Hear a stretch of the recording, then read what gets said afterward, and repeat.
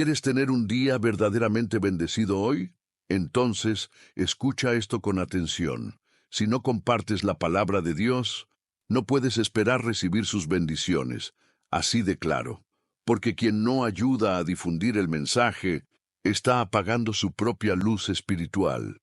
Este video no es para curiosos, es para aquellos que buscan la verdad detrás del velo religioso. Hoy vas a conocer un grupo que la historia trató de borrar, pero que fue vital en el plan de Jesús. No eran parte del grupo de los 12. No escribieron cartas, no fundaron iglesias, pero custodiaban algo mucho más poderoso, la verdad eterna. Vivieron en las sombras. Estuvieron cerca de Cristo, pero sus nombres fueron silenciados. ¿Por qué? Porque llevaban revelaciones que podían sacudir el sistema religioso de la época, y también el de hoy. Nicodemo, José de Arimatea, María Magdalena, Lázaro, los 70 discípulos anónimos, el discípulo amado, todos ocultos bajo el peso de la tradición.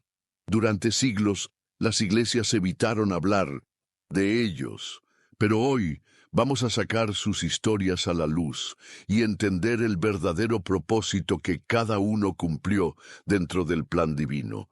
Cada parte de este video puede transformar tu manera de ver el Evangelio y acercarte a una fe más viva, más valiente, más real.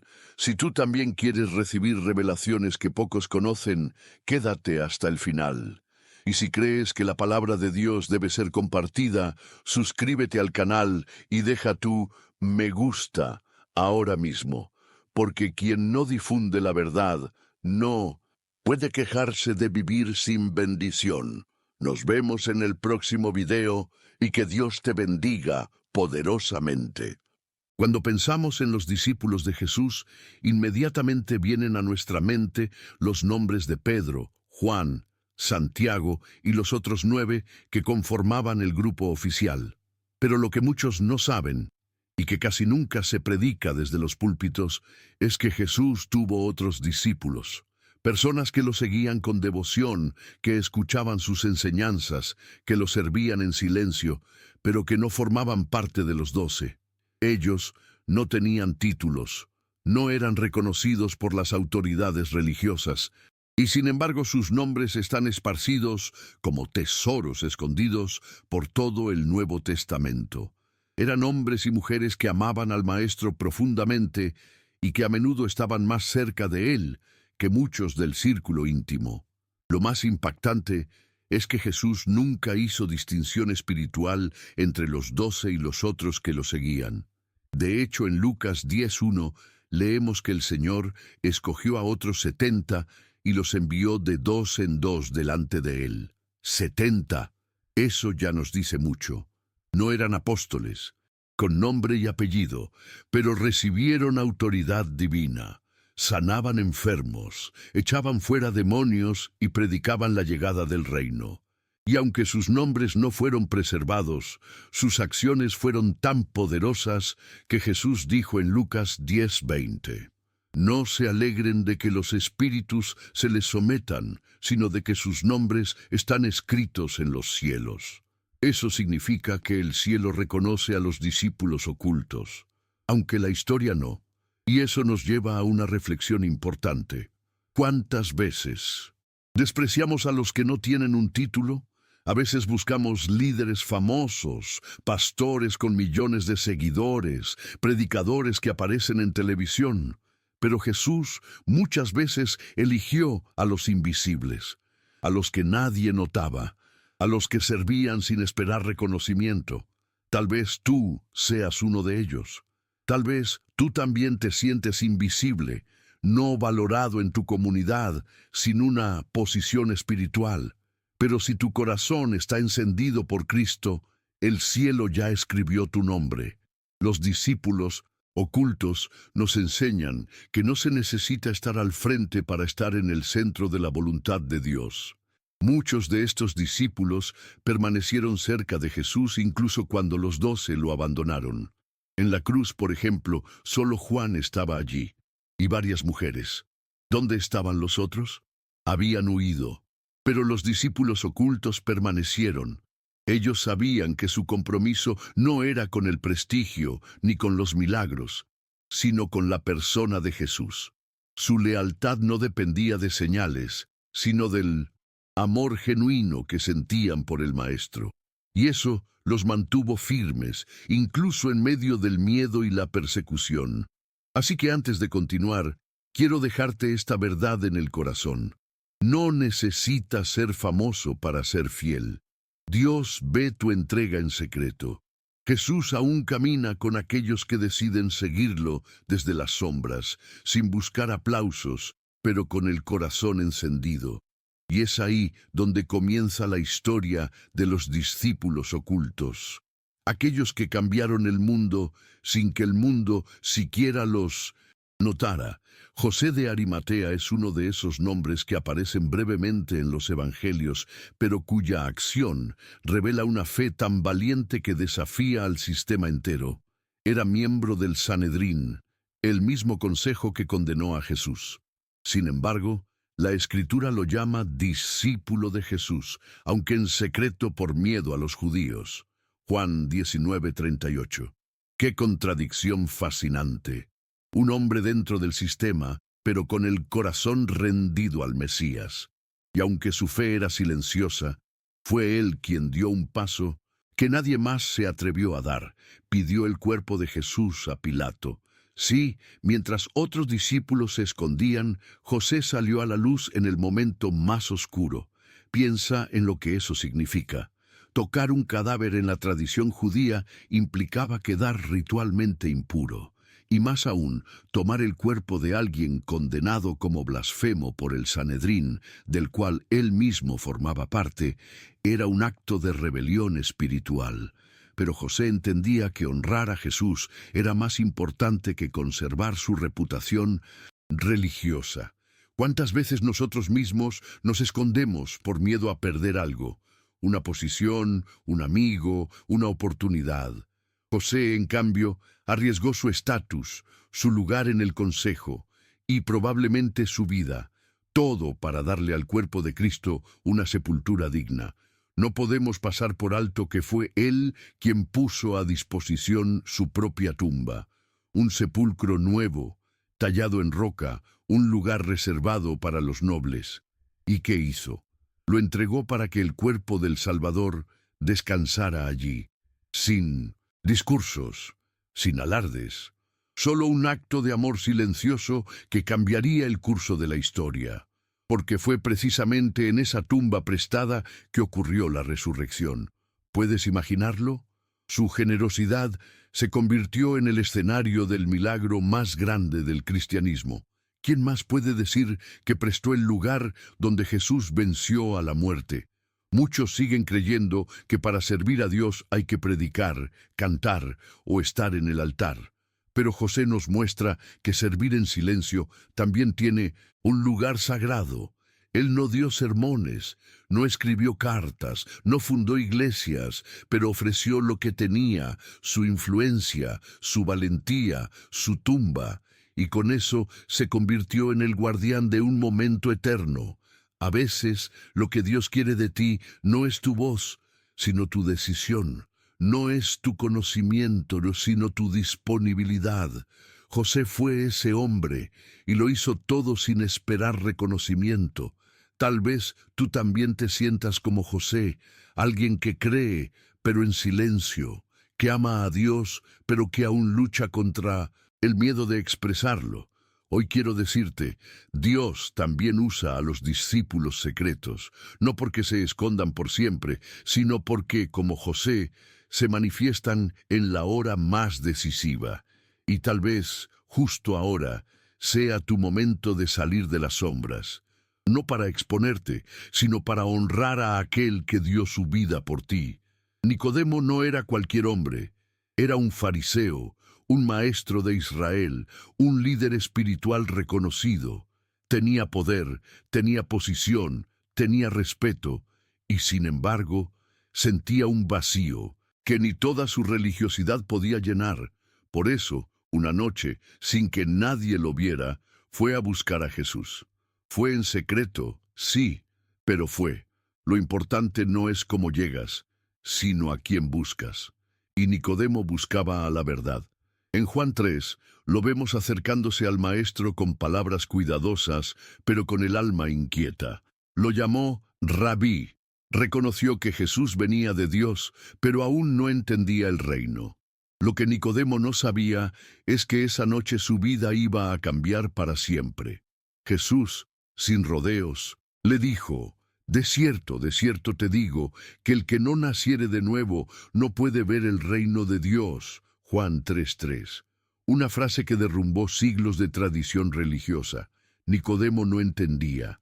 ¿Cómo nacer otra vez siendo viejo? Pero Jesús no hablaba de carne, hablaba de espíritu. Le reveló uno de los secretos más profundos del Evangelio, que el nuevo nacimiento no es ritual, sino transformación.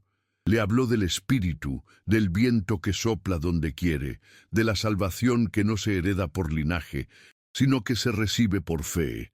Y fue a Nicodemo, el religioso que venía de noche, a quien Jesús le pronunció las palabras más famosas de toda la Biblia: porque de tal manera amó Dios al mundo. Juan 3:16. Imagina el impacto que eso debió causar. Nicodemo, que estaba acostumbrado a leyes, normas y méritos, ahora escuchaba sobre amor, gracia y un Dios que entrega a su Hijo para salvar. ¿Cómo digerir eso? Era demasiado revolucionario. Por eso no respondió mucho. Volvió al silencio. Pero el encuentro lo marcó. No lo vemos inmediatamente entre los discípulos, pero más adelante en Juan 7, cuando los fariseos querían arrestar a Jesús, Nicodemo fue el único que se atrevió a defenderlo públicamente. Su fe ya no era solo secreta, estaba creciendo, rompiendo las estructuras del miedo.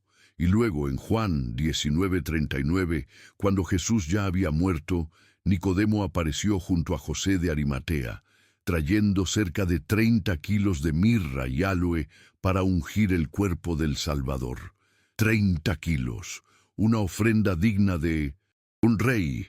Ya no le importaba esconderse. No le importaba el juicio del Sanedrín.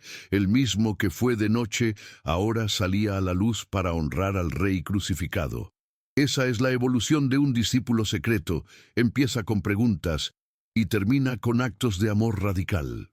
Nicodemo representa a todos los que están dentro del sistema, pero sienten que les falta algo, que conocen la Biblia, pero no han conocido al Verbo encarnado, que predican, pero no han nacido de nuevo. Su historia nos recuerda que Jesús no rechaza a nadie que lo busque, aunque sea de noche, con miedo, con dudas, porque para Él lo importante no es la hora en que vienes, sino que vengas. Y tal vez, como Nicodemo, tu momento de salir de las sombras también se esté acercando. Durante siglos se ha intentado silenciar a las mujeres en la historia de la fe. Se las ha relegado a un papel secundario, casi decorativo, como si fueran apenas testigos pasivos del Evangelio. Pero la verdad es que ellas fueron las primeras en llegar y las últimas en irse. Mientras muchos de los 12 huían, ellas permanecían. Mientras Pedro lo negaba y Judas lo traicionaba, las mujeres estaban allí, a los pies de la cruz, arriesgando todo por estar cerca del Maestro. Y entre ellas, María Magdalena brillaba con una fidelidad que desafiaba toda lógica. ¿Quién era ella? Los evangelios nos dicen que Jesús expulsó de ella 7 demonios. Lucas 8:2. 7. Eso habla de una liberación completa, profunda, radical. María no era una mujer débil, era una mujer transformada.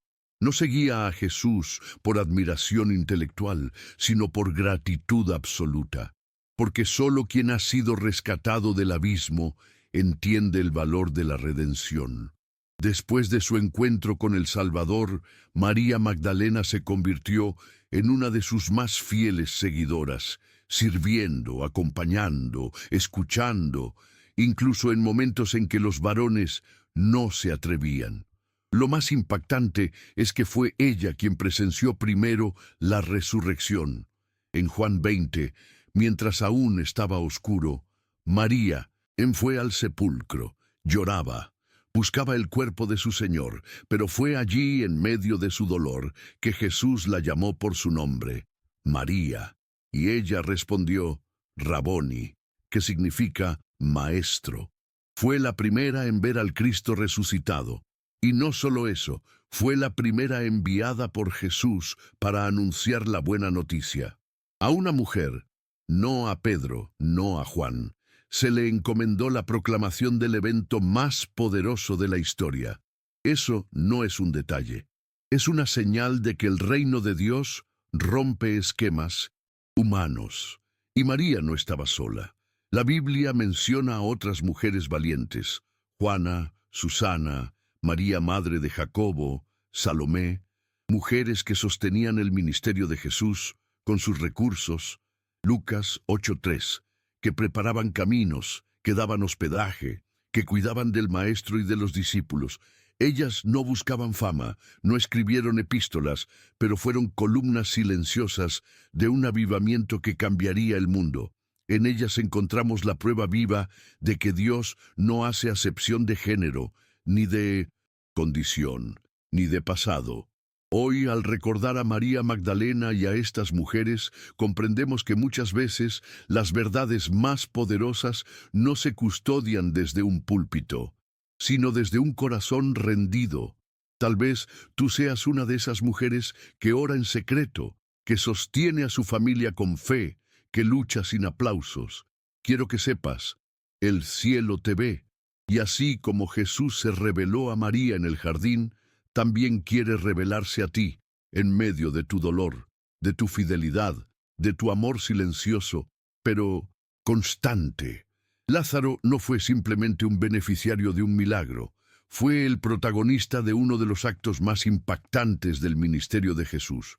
Un hombre muerto por 4 días, regresando a la vida con solo una palabra del Maestro. Su historia está en Juan 11 y comienza con una enfermedad, una demora intencional de Jesús y un duelo inconsolable por parte de sus hermanas Marta y María. Pero lo que parecía un abandono fue, en realidad, una preparación para algo más grande. Jesús dijo, claramente, esta enfermedad no es para muerte, sino para la gloria de Dios. Juan 11:4. Él no quería solo sanar a Lázaro, quería mostrar el poder absoluto de la resurrección. Cuando Jesús llega a Betania, Lázaro ya está enterrado, con el cuerpo en descomposición.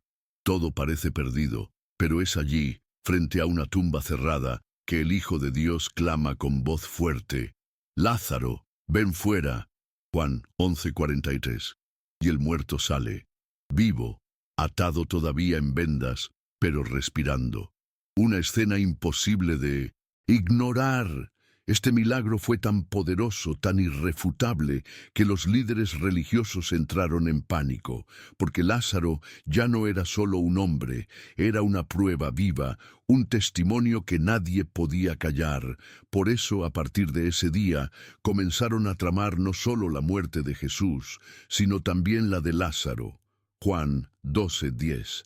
Piensa en eso por un momento: ser resucitado, y por eso ser perseguido. Lázaro pasó de ser una víctima del dolor a ser un blanco del sistema. No predicaba, no discutía doctrinas, solo vivía, y su sola existencia ya era una amenaza para el poder religioso. ¿Te das cuenta? Cuando Jesús te toca de verdad, tu vida se vuelve peligrosa para las tinieblas. Tu testimonio puede incomodar a los que viven de la religión vacía, porque tú eres la prueba de que Dios aún hace milagros, aún transforma, aún levanta muertos espirituales. Lázaro representa a todos los que han sido levantados del polvo, del pecado, del olvido. Gente que estaba enterrada por la vergüenza, por el trauma, por la culpa, pero que escuchó la voz del Maestro y salió. Y aunque todavía lleva las vendas del pasado, ya respira el aire de una nueva vida. Tal vez tú seas uno de esos Lázaros modernos. Y si es así, no te sorprendas si el enemigo intenta silenciarte. Pero recuerda, Si Jesús te llamó fuera de la tumba, es porque tu existencia tiene propósito. Tú eres evidencia de su gloria. Y aunque no tenemos registros de las palabras de Lázaro, su vida habló más fuerte que 1000 sermones. Porque a veces, vivir transformado es el mensaje más poderoso que puedes predicar, que tu caminar, como el de Lázaro, sea una amenaza para las tinieblas y un faro de esperanza para los que aún viven entre sepulcros. Muchos creen que Jesús solo trabajó con los 12 apóstoles, pero en Lucas 10:1 se nos revela una verdad que rompe esa idea limitada. Después de estas cosas, el Señor designó también a otros 70, y los envió de 2 en 2 delante de él. 70 discípulos más. Gente que no está en las listas famosas, que no tiene evangelios ni cartas firmadas, pero que fueron enviados por el mismo Jesús con autoridad espiritual. Ellos curaban, echaban fuera demonios y anunciaban el reino. Y aunque sus nombres no aparecen, el cielo los conoce. Imagínalo. 70 personas comunes, comisionadas por el Hijo de Dios, caminando por aldeas, llevando luz donde había oscuridad, sanando corazones rotos, levantando a los caídos. No eran celebridades religiosas, eran anónimos, pero cargaban poder. Jesús les dijo que su autoridad venía del cielo y que incluso Satanás caía como rayo ante ellos. Lucas 10:18. ¡Qué nivel de respaldo!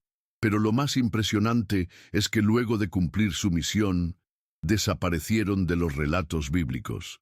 No se sabe quiénes eran, qué pasó con ellos, ni por qué sus nombres no quedaron registrados. Y si eso fuera parte del mensaje, tal vez su anonimato no sea olvido, sino enseñanza, porque ellos representan a todos aquellos que sirven sin buscar reconocimiento, a los que predican sin título, oran sin púlpito, sanan con una palabra en la calle, ayudan en silencio, sostienen comunidades enteras, sin que nadie los mencione. Quizás tú seas uno de esos 70 modernos. Tu nombre no aparece en los carteles, pero el cielo lo tiene anotado. Jesús mismo les dijo: no se alegren de que los espíritus se les sometan, sino de que sus nombres están escritos en el cielo. Lucas 10:20. Lo que estos discípulos vivieron fue una experiencia directa con el poder de Dios. Fueron como avanzadas espirituales del reino, preparados para abrir camino antes de que Jesús llegara a cada ciudad. Hoy en día, muchos creen que solo los grandes líderes pueden ser usados por Dios. Pero este relato nos muestra que Dios levanta y usa a los invisibles, a los dispuestos, a los disponibles. No necesitas un ministerio famoso, solo necesitas obedecer. Como ellos, tal vez tú también estás preparando terreno para que Jesús llegue a un lugar, a una familia, a una vida. Así que si alguna vez te sentiste olvidado, insignificante o fuera del radar, recuerda a los 70. Ellos no dejaron libros, pero dejaron una huella eterna. Su fidelidad invisible fue tan importante como la de Pedro o Juan, y su historia, aunque no escrita en la tierra, fue escrita en los cielos, porque Dios no se fija en la fama, se fija en el corazón dispuesto, y quizás tú seas hoy la próxima avanzada secreta del reino. Entre todos los discípulos hay uno que nunca es nombrado directamente, pero cuya presencia es constante, poderosa y profundamente íntima, el discípulo amado. En el Evangelio de Juan, este personaje aparece en los momentos más sagrados, recostado en el pecho de Jesús durante la última cena. Juan 13:23, al pie de la cruz cuando todos los demás habían huido. Juan 19:26, y como el primero en llegar al sepulcro vacío. Juan 20:4-8. Pero lo más intrigante es que nunca se dice claramente quién es. ¿Por qué? ¿Por qué el autor, que tantos identifican como el mismo Juan, no se nombra? ¿Es humildad o esconde algo más profundo? Durante siglos, la tradición ha sostenido que ese discípulo amado es Juan, el hijo de Zebedeo, pero algunos estudiosos y místicos se han atrevido a preguntar, ¿y si no lo era? ¿Y si este personaje representa a un discípulo oculto, uno cuya identidad no debía ser revelada por razones espirituales o de protección? Algunos incluso sugieren que este amado es una figura simbólica, un modelo del creyente íntimo, aquel que tiene una relación especial con Jesús, más allá de los títulos y las estructuras. Lo cierto es que el discípulo amado no buscaba protagonismo. Al contrario, se escondía detrás del título que más importa: ser amado por Jesús. Mientras Pedro hacía preguntas y Tomás pedía pruebas, el discípulo amado simplemente se apoyaba en el corazón del Maestro. No necesitaba entenderlo todo, solo quería estar cerca, y tal vez esa sea la mayor lección de este personaje. La fe no es solo saber, debatir o liderar. Es también reposar, confiar y permanecer en amor profundo y silencioso. En la cruz, Jesús le confía a su madre. Eso dice mucho, no solo porque estaba allí, sino porque era digno de recibir lo más sagrado que Jesús tenía, su propia madre. Eso no se entrega a cualquiera, solo a quien ha demostrado un amor auténtico, constante y puro. Y más adelante, en la playa del Tiberíades, Pedro le pregunta a Jesús qué pasaría con ese discípulo, y el Maestro le responde: si quiero que él permanezca hasta que yo venga, ¿qué a ti? Juan 21:22. Palabras que han generado todo tipo de especulaciones, pero que dejan claro que este discípulo tenía un papel único y reservado. El discípulo amado es, en muchos sentidos, un reflejo del creyente oculto de hoy. Aquel que no busca fama ni visibilidad, pero que permanece cerca del corazón de Cristo, que no escribe libros, pero escucha sus latidos, que no se presenta con títulos, pero está presente en los momentos clave. Y quizá esa sea su mayor gloria, ser conocido no por su nombre, sino por su amor. Porque al final, en el reino de Dios, los verdaderos protagonistas son los que se esconden en el corazón del Rey. Cuando mencionamos a Tomás, la mayoría piensa en el incrédulo, aquel que dudó de la resurrección y pidió tocar las heridas de Jesús.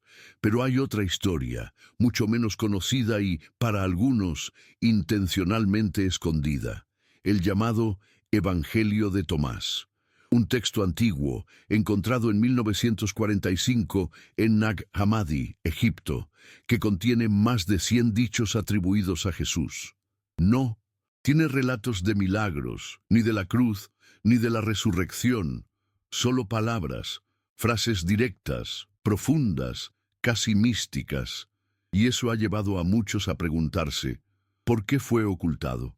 ¿Era una herejía o una revelación que el poder religioso no quería que saliera a la luz? Este evangelio presenta a Jesús como un maestro de sabiduría interior, uno que invita a los discípulos a buscar el reino dentro de sí mismos. Ev Tomás, Logión 3. El reino está dentro de vosotros y fuera de vosotros. Frases así han escandalizado a teólogos tradicionales, pero también han conmovido a creyentes sedientos de una espiritualidad más profunda.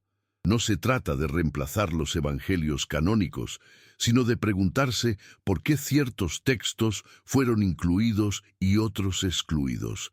¿Quién decidió que sí y que no? ¿Fue una decisión divina o humana? Es importante entender que en los primeros siglos del cristianismo existían muchas corrientes, muchas comunidades, muchos escritos. La Iglesia aún no estaba centralizada y la diversidad de voces era enorme. El Evangelio de Tomás parece ser una de esas voces, más contemplativa, más íntima, más provocadora. No presenta una fe basada en estructuras externas, sino en una relación directa con lo divino. Y eso, para algunos líderes de la época, era peligroso, porque una fe libre no se puede controlar. Una fe que busca dentro no necesita un templo para sostenerse. Sin embargo, no podemos caer en extremos. Algunos han usado el Evangelio de Tomás para justificar doctrinas que Jesús jamás enseñó. Por eso, discernir es clave. No todo texto antiguo es automáticamente inspirado, pero tampoco todo lo que fue excluido lo fue por falta de verdad. A veces, lo incómodo es descartado, no porque sea falso, sino porque cuestiona estructuras establecidas, y eso debería hacernos pensar. ¿Cuántas verdades quedaron en las sombras porque amenazaban a quienes controlaban la religión? Tal vez la mayor lección aquí no sea decidir si Tomás fue hereje o visionario, sino entender que la fe verdadera nunca teme hacer preguntas. Jesús mismo respondía con parábolas, con desafíos, con silencio incluso.